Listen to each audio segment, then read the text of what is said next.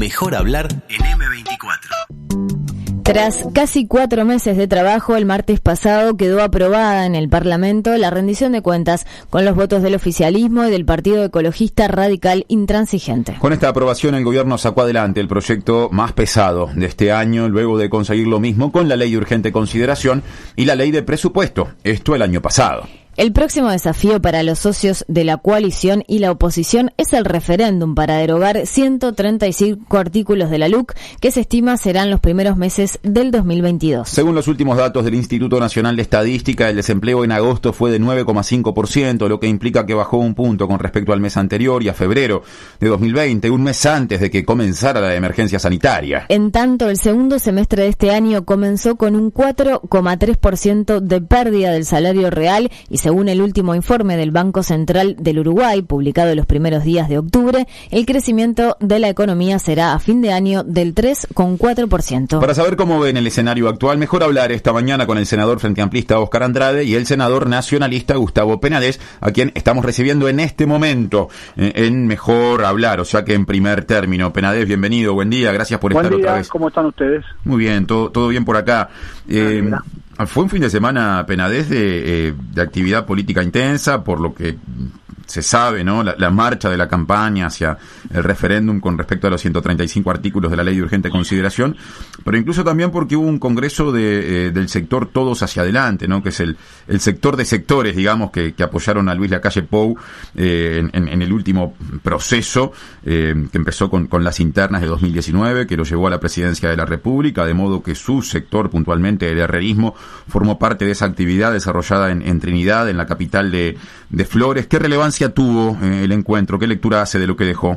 Bueno, siempre es muy importante reencontrarse con los compañeros de todo el país, con actores del gobierno nacional, con legisladores y con actores de los gobiernos departamentales y con dirigentes de la estructura política de nuestro sector. Y en este caso mucho más producto de que nos estamos enmarcando en los prolegómenos de la entrada de una campaña en defensa de la ley de urgente consideración, y ese fue el tema, creo que casi que excluyente de todos los que fueron analizados el fin de semana en Trinidad. Y en definitiva se presentó por parte de los compañeros que están en la dirección del sector Todos, la estrategia publicitaria del inicio de la campaña y pondríamos lo que se dice el lanzamiento oficial de la misma, que está enmarcada dentro de una campaña que fue presentada antes a los socios de la coalición y a los compañeros de todo el Partido Nacional, que calculo que será utilizada por todos los sectores a la hora de la defensa de la LUC. Estrategia y lanzamiento, entonces, empezando por lo segundo, ¿en qué fecha está previsto que se haga el lanzamiento? Y bueno, ya por la vía de los hechos ya estamos en campaña de defensa, desde el momento en el cual quienes en este juego son manos son quienes están promoviendo la derogación, y entonces, como ellos ya han lanzado su campaña y la defensa del por qué ellos pretenden la derogación, nosotros nos vemos obligados también a comenzar la campaña de información a la ciudadanía de por qué entendemos que la ley de urgente consideración es buena que siga vigente en su totalidad. Porque en definitiva lo que hay que recordar es que los promotores cuando ahora dicen derogar la LUC, en realidad no están promoviendo derogar la LUC, lo que están promoviendo es derogar 135 artículos de la LUC, y no los 476 que son, creo que más o menos los que integran la ley de urgente consideración. Entonces, en ese sentido, vamos a nosotros a hacer lo mismo, pero en sentido contrario, es defender el por qué entendemos que es bueno que la LUC siga vigente. ¿Y la estrategia por dónde pasará, justamente pensando en esa defensa y hablando del otro eje discutido en esta actividad del sector Todos Hacia Adelante? Explicar el por qué entendemos que es bueno que la ley se mantenga en su totalidad vigente, porque en este caso lo que no nos podemos olvidar es de que lo que se trata, porque algunos dicen no, es como una campaña electoral. No es como una campaña electoral, no tiene nada que ver con una campaña electoral. En definitiva, de lo que se trata es de una campaña de información que se tiene que llevar adelante tanto por quienes intentan derogar como que por quienes intentamos mantener.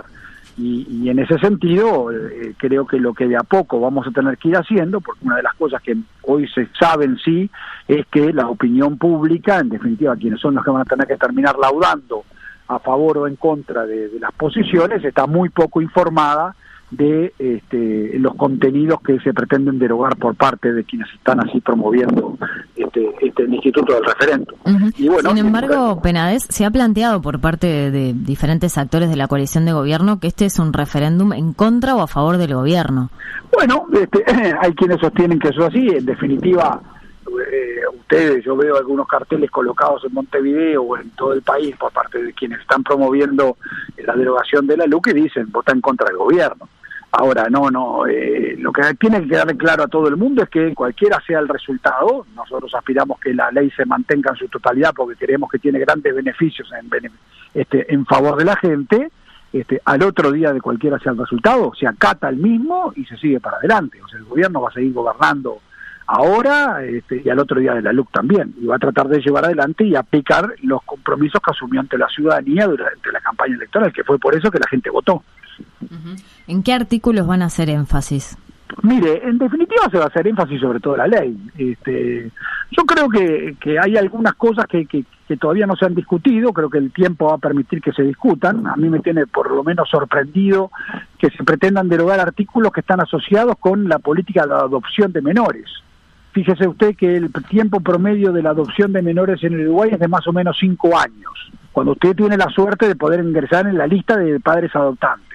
Los trámites le llevan 5 años, eso la LUC lo reduce a 18 meses, y eso es en definitiva en beneficio de los niños que están esperando ser adoptados en el INAU. Ahora, esos artículos se pretenden derogar, por ejemplo, y yo creo que sería un gran retroceso que esos artículos se derogaran.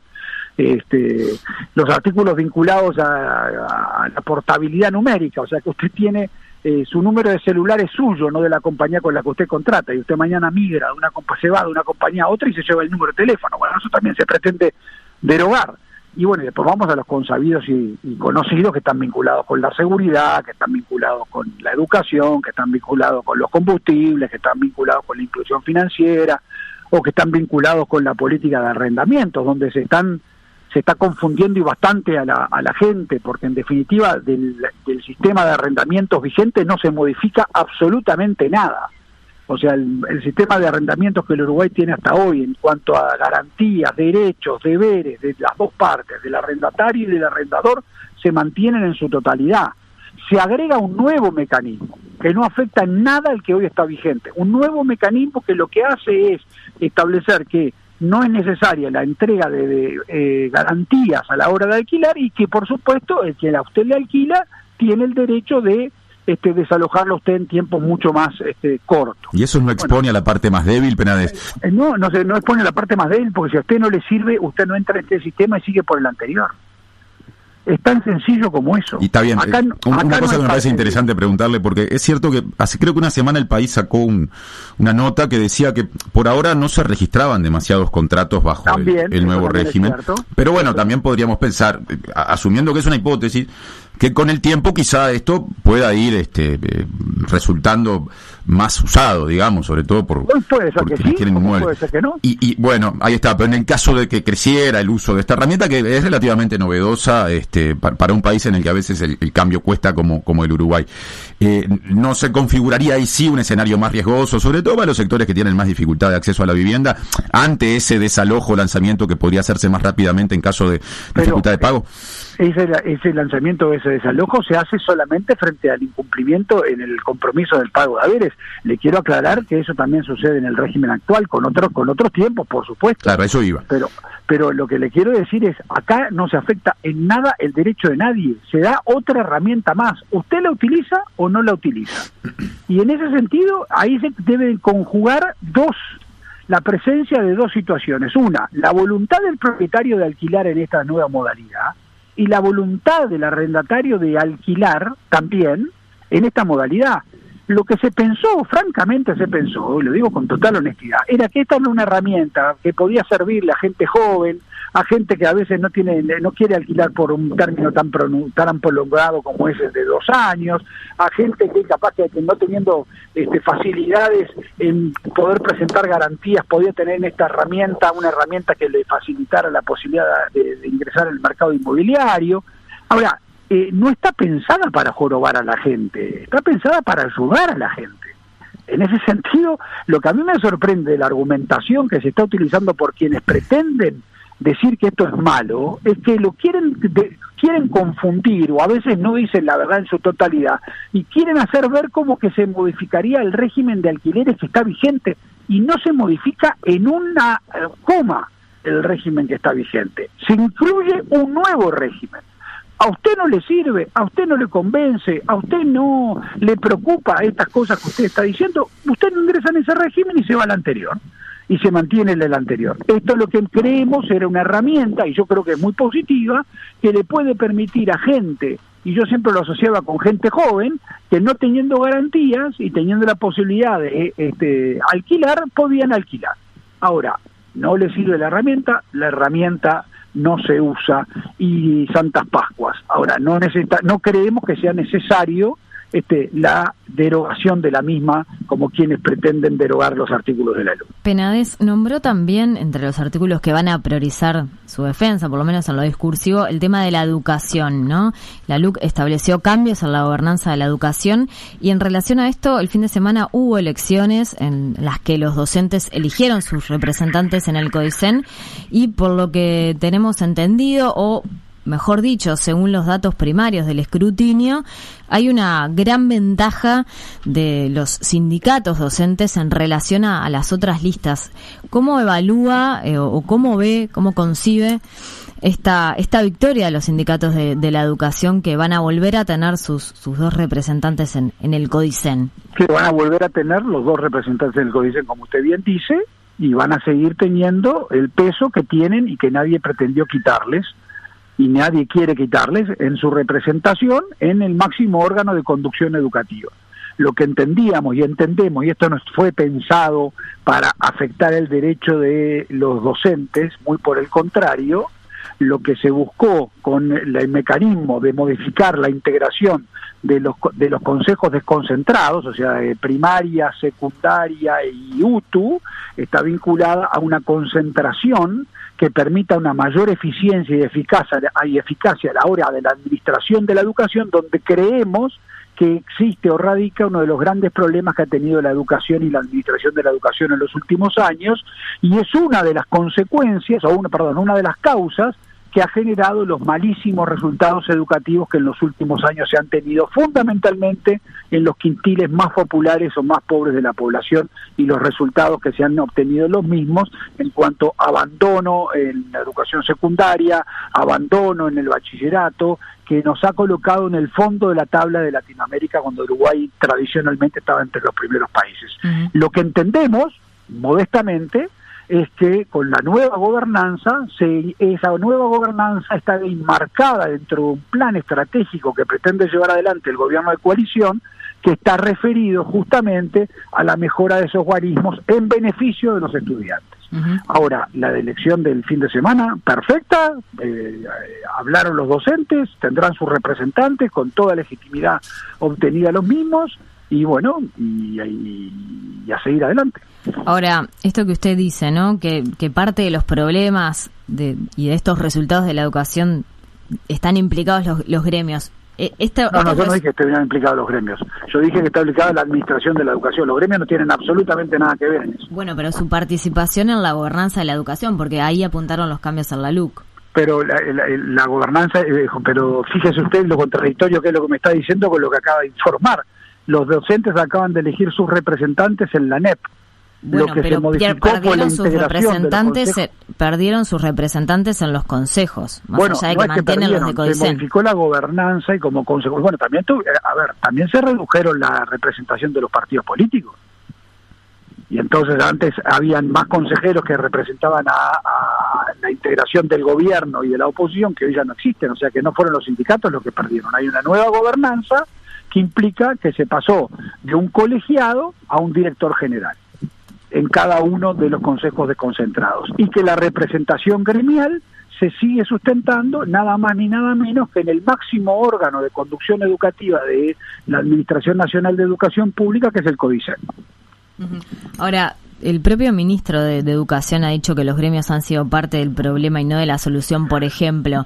Pero los gremios son parte del problema y no de la solución, no en cuanto a la integración de los consejos desconcentrados, sino en cuanto a las actitudes que han tomado en muchos casos de huelgas sin sentidos o de oponerse a una cantidad de cambios que se entiende que son positivos en beneficio de los estudiantes. No tiene nada que ver una cosa con la otra. ¿Y este resultado en la elección en el CODICEN no puede llegar a ser una reacción a todo este discurso del gobierno, de la coalición del gobierno? Puede ser que sea o puede ser que no. Lo que yo creo es que, en este caso, lo que se hizo, se mantiene la representación, con la única variación que el representante de los docentes en la administración pasada respondía a la línea del actual presidente de la ANEP y hoy pasó a depender, por lo que me dicen, de los sindicatos. Y me parece correcto. Todo lo que se obtiene a través de las urnas es absolutamente legítimo e incuestionable. Y en ese sentido no varía en nada la posición. Si usted lo que cree, si puedo interpretar lo que usted me pregunta, es que el fuerte respaldo que han tenido, o el respaldo que han tenido los gremios en esta elección, podría ser interpretado como una posición contraria a lo que establece la LUC, me parece que es una interpretación absolutamente respetable, pero yo no la comparto. Uniendo asuntos, Penades, hablamos ya bastante para el tiempo que tenemos de lo que pasó el fin de semana en estas elecciones para las representaciones docentes del CODICEN, pero me viene a la cabeza el antecedente de las elecciones en el Sindicato Médico del Uruguay, que naturalmente en un tiempo de pandemia, también de cambio en las fuerzas gobernantes a nivel nacional, se dieron bajo cierta polarización. En su momento la agrupación que ganó, Fosalva, cuestionó que el presidente Luis Lacalle Pou haya recibido a la que era la lista opositora, que a priori se decía tenía determinadas posibilidades de pelear por la mayoría, que finalmente no consiguió. Dejo de lado al gobierno y le quiero preguntar particularmente por las fuerzas políticas y sociales que se identifican con el oficialismo. El resultado en el CODICEN, e incluso que le pongo como ejemplo en el SMU, ¿dan cuenta de que a esas fuerzas les está faltando peso para incidir en los ámbitos sociales? Mire, creo que tenemos tenemos una asignatura pendiente, que es ese debate que usted acaba de plantear, que es muy interesante. Es incuestionable que el Frente Amplio tiene una presencia muchísimo más fuerte, y creo que lo paradigmático es lo que está sucediendo en la elección interna de su fuerza política, que uno de sus candidatos, seguramente el que gane, es el anterior presidente del PIT-CNT. Entonces existe una relación, para bien y para mal, entre el mundo sindical y el mundo social y el Frente Amplio, que en público y notorio que hay algunos partidos políticos, entre ellos el Partido Nacional, no tiene con tanta fuerza. Será un tema que con toda seguridad en algún momento tendremos que debatir. Yo sigo defendiendo la absoluta independencia que a veces no se percibe, que existe entre lo político y lo social. Y en ese sentido me afilio mucho más a la actitud del Partido Nacional de ser mucho más respetuoso de esas independencias que a esos límites tan difusos que a veces se tiene entre lo social y lo político, que a veces alguien se pone el sombrero de lo social y a la semana aparece con el sombrero de lo político representando un partido político. No es, los respeto muchísimo, esos mecanismos no son los que a priori yo me afilio a tener. Pasando a la agenda legislativa, sobre el cierre de la entrevista a Penades, pasó la rendición de cuentas, que siempre es un hito para cualquier gobierno y puntualmente en el trabajo parlamentario. Queda mes y poco para que terminen las sesiones ordinarias durante este año, luego vendrá el verano, la comisión permanente, lo de siempre.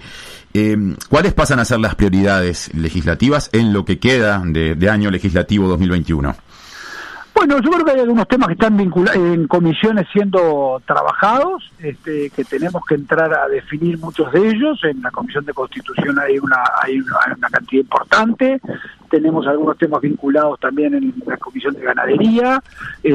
Todas las comisiones están trabajando sobre proyectos de ley. Creo que el gobierno tuvo un nuevo muy buen resultado con la aprobación de la rendición de cuentas.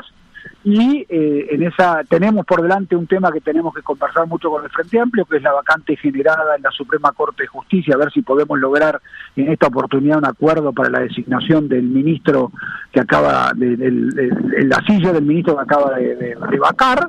Esperemos poder llegar a ese acuerdo, que es el antecedente para poder llegar a un acuerdo también en la designación de un nuevo fiscal general de la Nación.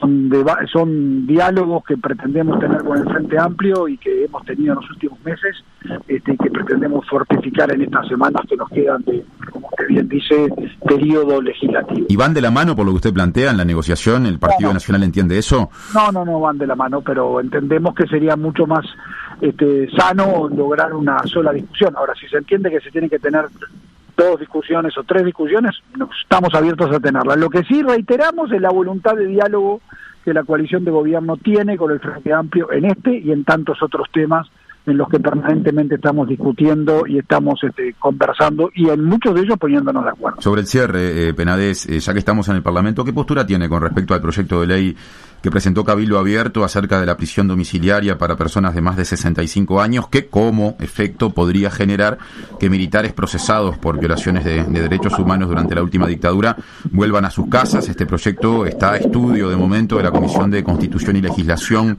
del Senado. Hay gente de su partido que se ha mostrado proclive a apoyarlo, hay gente que no. Lo mismo pasa, por ejemplo, en el Partido Colorado. ¿Usted tiene una posición personal? Justamente, mi posición personal es proclive a apoyarlo, pero las posiciones personales en esto no valen, porque vamos a tener una discusión en el Partido Nacional y esa discusión se está desarrollando en esta semana. El proyecto de ley no alude directamente, o a diferencia de la petición que encabezan personas como Mercedes Vigil, a las personas militares privados de libertad por violación de los derechos humanos, pero como decía en la formulación de la pregunta, podría generar el efecto de que a los 65 años, habiendo cometido delitos muy graves, vuelvan a sus casas. Usted dice que está a priori a favor de apoyarlo. ¿No le da valor a esa eventual consecuencia? Cuando usted hace argumentaciones en las cuales agrega adjetivos calificativos como muy graves o delitos de violación de los derechos humanos, que es parcialmente cierto, porque muchos de los que están detenidos y procesados y condenados están por temas referidos a otros temas y otros no por violaciones a los derechos humanos, sino por delitos comunes, también condenables, por supuesto. Nadie le quita trascendencia a otro tipo de delitos por los que han sido condenados estas personas. Refieren en el marco de un contexto mucho mayor que seguramente con mucho gusto en otra oportunidad podremos conversar con más tiempo, pero en definitiva, ante su pregunta, a priori, con relación a que pasen a tener prisión domiciliaria, nadie está hablando de liberaciones, ni nada ni amnistía, ni nada que se le parezca, sino que pasen a cumplir su pena de prisión en sus domicilios. A priori yo estoy a favor de dicho proyecto, pero es una discusión que se está teniendo en el seno del Partido Nacional y se está teniendo en el seno de la coalición, y de la que seguramente habrá posiciones en las próximas semanas. Ahora, usted de alguna manera dice, sí, es cierto, hay gente que violó derechos humanos, también hay gente procesada por otros delitos. No es menor la cantidad o la proporción, el porcentaje, digamos, de militares que están privados de libertad. Por ejemplo, se habla de más de 20 personas que han cometido esos delitos, que están justamente, como decía recién, privados de libertad. ¿Por qué usted hace esa precisión, teniendo la significación que tiene en la historia reciente, esto que estas personas, o una parte de ellas, mayoritaria quizá, cometieron?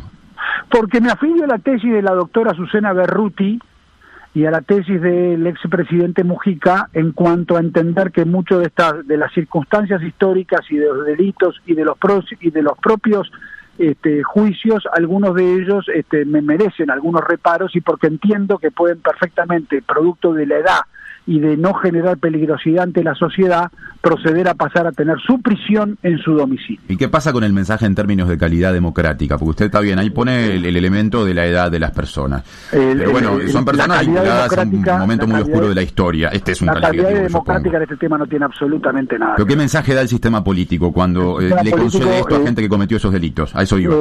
A ver, el mensaje es uno. Personas que tienen más de 65 o 70 años van a pasar a cumplir su prisión en sus domicilios. Ese es el mensaje. Claro, y no se afectan cometieron ciertos delitos, por eso mi pregunta. No se afecta en absolutamente nada la calidad democrática. No es democrático que cuando uno no está de acuerdo con un proyecto, le asigne a ese proyecto la capacidad de poder atentar contra la democracia. ¿Pero qué reparos tiene contra estos juicios por los cuales estos militares... Yo no tengo reparos contra los juicios. Dijo que tenía reparos sobre estas decisiones judiciales. Tengo reparos sobre algunos de los fallos que esos juicios tienen. De la misma manera, lo que le recomiendo, lea las afirmaciones que han tomado Estado Público en los últimos tiempos, que ha hecho la ex ministra de Defensa Nacional del gobierno del Frente Amplio, la doctora Berruti, a los cuales yo me afilio totalmente. Ajá, pero lo tenemos aquí a usted y es pertinente Pregúnteselo preguntarle qué fallo cuestiona lo que usted. dice ella, que en algunos casos algunas de las sentencias han sido tomadas o algunas de las condenas han sido tomadas sobre pruebas que tienen una debilidad tal que ameritarían ser revisadas. Ahora, ¿eso no le cabe también a otros pronunciamientos con respecto a miles de delitos del Poder Judicial? Por supuesto que sí. ¿Y por qué no se hacen las mismas, digamos, razonamientos en esos casos? Sobre esos temas, pero estamos hablando justamente de personas mayores de 65 años. Cuando quiera hablar sobre los fallos que se tiene en la justicia en algunos otros elementos que privan de libertad a personas que a la postre son inocentes, con muchísimo gusto le voy a dar la misma opinión. Penades, gracias por estos minutos para mejor hablar y hasta la próxima. Hasta pronto. Pasó la primera entrevista de la jornada con Gustavo Penades, senador del Herrerismo Partido Nacional. 97.9 FM Montevideo. 102.5 FM Maldonado. Escucha distinto. Escucha distinto.